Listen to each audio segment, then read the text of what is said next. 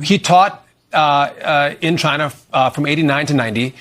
He visited the country 30 times. He got married on the anniversary of the Tiananmen Square massacre. He honeymooned in China. And to your point, he promoted Chinese communism as a teacher to his American students. So I think what this does, Governor, is it begs the question, is Tim Walz a national security risk? Absolutely. I'm 100% convinced he's a national security risk. This man wants America to grow up and be more like China, which is the exact opposite of what our leaders should be doing. I have spent all of my time fighting China, and for 30 years I've been working in policy on protecting our food supply, and we've seen China not only manipulate our currency, steal our IP, treat us unfairly in trade agreements. They've also spied on us. They've come in and they're taking and buying our land. I have banned them purchasing land and doing state contracts in South Dakota. The rest of the country needs to realize and wake up that we do not want a leader like Tim Walz and Kamala Harris in the White House because of how they would undermine our national security. It's a big concern, and I hope we start talking about it a little bit more, that you have to have people in the White House that truly want to protect us, protect our republic, and fight socialism, fight Marxism, fight communism. That's not Tim Walz. Is this why Kamala Harris picked Tim Walz as her vice president? To help them both during the election? I mean, we know for a fact that Russia's President Vladimir Putin is in favor of our country having a weak president. And the same could be said for China's Xi Jinping. Leaders that are easily manipulated by outside forces. And it lines up with what Harris wants, as she's a Marxist, just like her father. And there's a lot of dots that we can connect here, but let's start with lockdowns, okay? And guys, before we get started, I just want to thank y'all for being here. Thank you for hitting the like button and subscribing. Let's get started. So China was very restrictive with their lockdowns during the pandemic, to a point where videos of citizens shouting from their homes in the middle of the night went viral because they couldn't get out. Walz, on his end, did something very similar in Minnesota. His lockdowns were so extreme that businesses had to close up for good. One former Minnesota bar owner, he called Walz an evil man who overstepped his role as the governor. He also said that the governor took small businesses and ripped them up. A drastic contrast to what Kamala Harris is preaching about small businesses. Many of these business owners were forced to open up their businesses again in neighboring Wisconsin since there wasn't much optimism in Minnesota. Now, we also cannot forget that as a governor, he put up a snitch line during their lockdowns. You guys heard about that? This is where he encouraged residents to tell on their neighbors and rat them out who were violating social distancing regulations. How freaking insane is that? And things are only bound to get worse from this point on, given that new information is now coming out about the governor. A whistleblower has now prompted the House Oversight Committee to look into Walz and his connection to the CCP. Oversight Committee launching an investigation into Vice President Kamala Harris's running mate, Minnesota Governor Tim Walz, over his long-standing connections to China and CCP-linked entities. Walz has visited China 30 times and even served as a fellow to a Chinese institution devoted to the Chinese Communist Party. House Oversight Committee Chairman James Comer wrote a letter to FBI Director Christopher Wray, writing this: "The American people deserve to fully understand how deep Governor Walz's relationship with China goes." Joining me now is Gatestone Institute Senior Fellow, author of The Coming Collapse of China and China is Going to War, Gordon Chang. Gordon, it's great to see you. This is pretty incredible Thank you so much. To see Tim Walz's relationship over the years with the CCP. James Comer writes this: the CCP has sought to destroy the United States through coordinated influence and infiltration campaigns that target every aspect of American life. And we want to know details of the governor's longstanding connections to the Chinese Communist Party, the entities in that letter to Christopher Wray. What do you know about Tim Walz's connections to Communist China? Well, certainly as governor and as a representative, he had a long series of connections with the United Front Work Department groups, including the Chinese People's Association for Friendship with Foreign Countries, which is a front organization of the United Front Work Department of the Communist Party, which is part of the party that is basically tasked with penetrating foreign governments and bringing them down. Also, when Tim Walz had that business, if we can call it that, of taking high school students to China, that would have had to been approved by the United Front Work Department because it would be a very sensitive matter. So he's got close connections with some of the most dangerous elements in the Chinese party state. And this whistleblower is opening all of this up. In the committee's letter to the DHS Secretary Alejandro Mayorkas, it's said that they've been investigating the CCP well before Walz was handpicked by Kamala Harris to be her VP. And with the disclosure of the whistleblower, it's said that the committee has learned about a Microsoft Teams group called NFT Biweekly Sync. This group chat allegedly contains information about Governor Walz that's directly connected to the investigation of him and his ties to the CCP. Kentucky Congressman, the great James Comer. Congressman, good to see you. Listen, you understand the threat of China. We understand the threat of China. But when you have a rising military and economic power that is China, that's trying to dethrone the U.S. in both categories, it's troubling that you could potentially have a vice president of the United States who has such a fond place in his heart for the communist country that he should be actually very concerned about. Yeah, I mean, look, I went to Jamaica on my honeymoon. I've never heard of anyone going to China.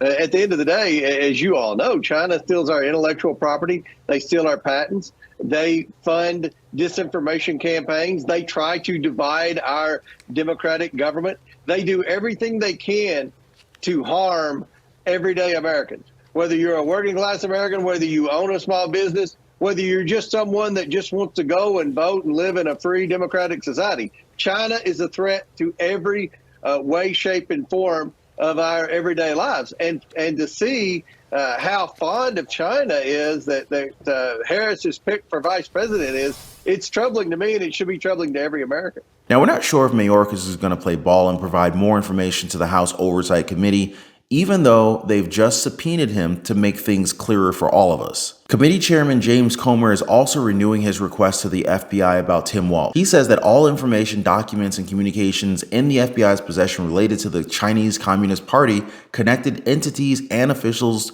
Tim Walz has engaged and partnered with are needed. And yet, FBI Director Christopher Wray has failed yet again to provide any documents to the Oversight Committee. Comer says that the FBI's silence on this matter is inexcusable. And all of this talk is starting to make Governor Walz very nervous. At least that's what analysts are saying, since he's slated to face off with J.D. Vance in a debate. Now, it may be over once I release this video, but the consensus is the same. It's either he does incredibly well and helps Kamala Harris, or he fails and effectively gives the White House to Donald Trump. Hand-waving weirdo Tim Walz is worried sick. He's going to blow it at the debate tomorrow.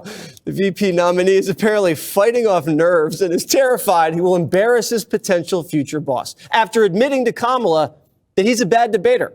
CNN reportedly, quote, Walz constantly comes back to how worried he is about letting Harris down. He doesn't want Harris to think she made the wrong choice. But here's one thing he hasn't let Harris down on: his ability to dodge the press. The Atlantic calling out the Minnesota governor's lack of media availability, comparing him to being trapped in a campaign bubble wrap. Well, guys, the great wealth transfer is in full effect. And, whether it's Donald Trump that ends up winning the election or if it's Kamala Harris, oh, God, we're in a world of a pickle, as my grandfather would say. Our freedoms are being stolen, guys. Credit card companies are out to get us. And if you don't understand the game, well, you end up getting played by the game. Now, if you're anything like me, guys, you were probably out of shape, maybe in debt, living paycheck to paycheck, and just feeling like the system is just completely taking advantage of you. I remember for a long time, I could rarely ever get any time to spend with my wife. And it's kind of funny because where I used to work with a lot of married men. And a lot of those married men would always complain about their spouses as if they really just didn't even like their spouses, which is sounding like a pretty horrible situation. But that was the case for many of them. They didn't like who they were married to. But I was different. Anyway, through trial and error and through a lot of pain, I figured out how to gain freedom and also lose a lot of weight and actually get in shape. And guys, I'm gonna be honest with you, that was a game changer. To no longer be living paycheck to paycheck, figuring out how to get the credit cards to pay me, the power of a strong credit score. I pay thousands of dollars less per year for the same house as my neighbor, just because my credit is better than his is. And this is not to brag. But this is the truth. The banks are literally taking advantage of the poor. It's like the people who can least afford it, they're charging the poor what is like unofficially called a poor tax or a tax on the poor. I mean, I'm now at a point where, like, number one, I don't pay for credit cards. In fact, credit card companies pay me to use their cards. And I figured out how to build a lifestyle that is just ultimately very, very healthy. I lost a tremendous amount of weight and I put on a lot of muscle. But when I was struggling, I wish I knew people who knew these things. So anyway, I decided to create a community of like-minded people who are also interested, just like me, in living better. So if you guys want to join my community, it's called the Liberty Pursuit Network. It is brand new. Come on over. I'd love to have you guys and join like-minded people. Be positively motivated by others who are also on the same pursuit. So I'm going to leave a link for you guys so you can join me over on the Life Pursuit Network in the description down below this video. So check it out, guys, and let's not be a victim of this great wealth transfer that is taking place right now. The U.S. government says arrests of migrants illegally crossing the southern border with Mexico have dropped to the lowest levels in nearly 4 years. The Border Patrol says arrests plummeted by 1/3 in July. This drop comes after the Biden administration imposed sweeping restrictions on asylum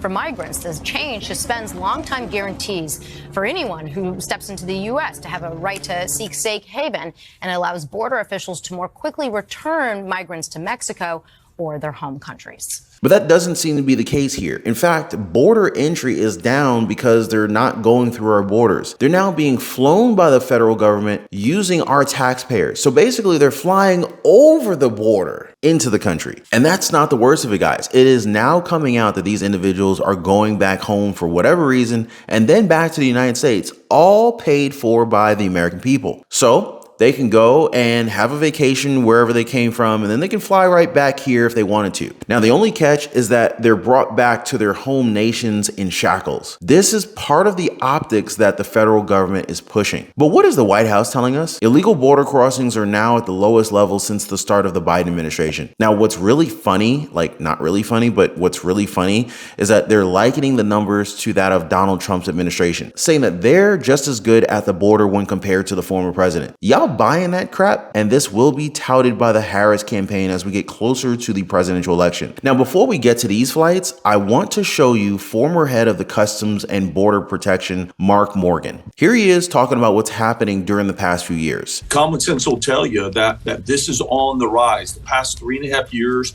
we've experienced over 10.5 million total nationwide encounters, plus another 2 million known gotaways.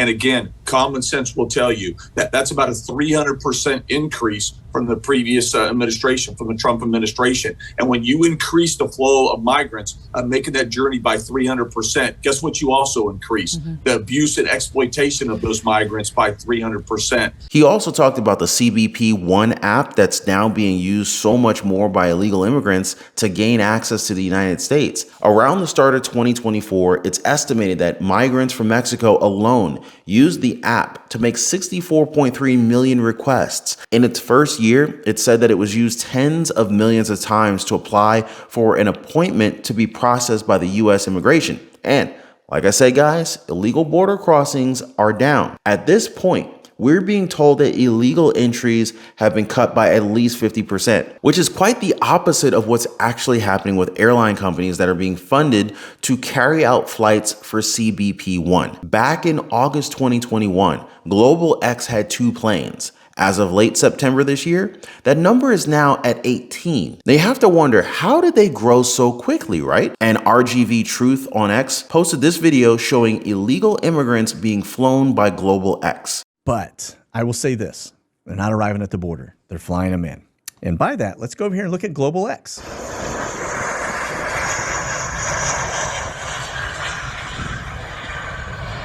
This airline is flying them from San Diego area over to the other spots like Eagle Pass, Del Rio, because they are backed up in Southern California. And notice them into the border towns of Texas. They're transferring them over from California. And everybody's been moving via flight from Southern California. We got now, Congressman Dan Muser, Republican from the great state of Pennsylvania. Congressman, I think you represent the fracking patch, the nat gas fracking patch in Pennsylvania. 4 years ago, Fetterman opposed fracking. Now he says he's okay with it. Do you believe him? Yeah. Well, no, he Fetterman is not telling the fracking truth, right? We have to watch with these guys, not what they say, but what they do, because they're pretty much willing to say anything. I mean, he called the natural gas in Pennsylvania a stain on the Commonwealth.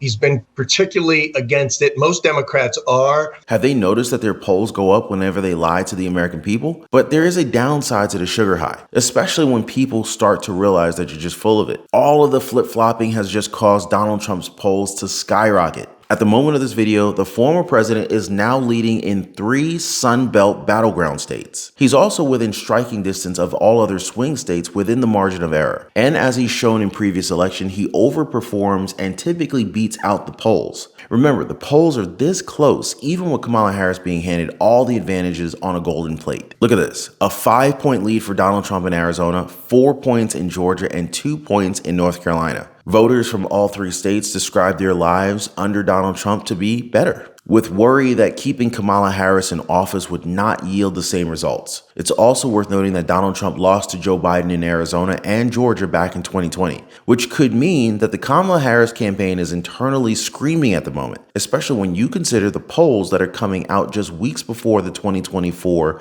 presidential election. Now, besides Michigan, Harris holds no advantage over Trump, which makes sense of what the Democratic Party is doing right now. They're just trying to bait Donald Trump into another rigged debate because Kamala Harris and ABC News just couldn't close the deal with the first debate. They're resorting to calling Donald Trump a chicken when Kamala Harris won't even agree to debate on Fox News. And this tells you exactly what's happening internally within her campaign. The panic is certainly setting in, and all these different poll numbers that continue to come out just kind of makes things that much worse. Now, in terms of trust, 54% trust Donald Trump with the border compared to a measly 33% for Kamala Harris. 50% of the country trusts Donald Trump with the economy. Meanwhile, 41% says the same thing for Harris. And lastly, 47% of voters trust the felon compared to just 41% of the seasoned prosecutor. Now, I'm pretty sure you guys can see the trend here. And this is from NBC. So you know they're still trying their best to make Kamala Harris look as competent against Donald Trump, and yet the polls are still failing for them. And so here's another way of looking at things. We all know the battleground states will definitely determine our next president. Now, look at the same averages where Kamala Harris is leading Trump. She's not leading in Arizona. The same could be said for Georgia.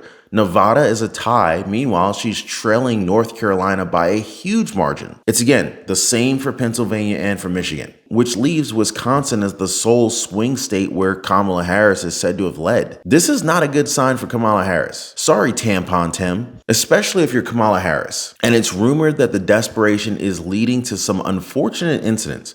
Now, this of course is related to the attempted assassination of Donald J. Trump. The insanity of it all has now woken up the likes of Chris Cuomo. Now, since we're talking about people who are worried, it looks like New York City Mayor Eric Adams is also feeling vulnerable. Guys, I did a previous video where I covered how Diddy may actually be dragging Adams under the bus as the mayor is facing criminal charges in New York. This is unprecedented, guys, just after Diddy received the key to the city. And it's why you guys need to get caught up and watch what's happening right after this one. Now, as always, guys, appreciate you guys being here. Thank you for hitting the like button and subscribing to the channel. We'll see you guys next time.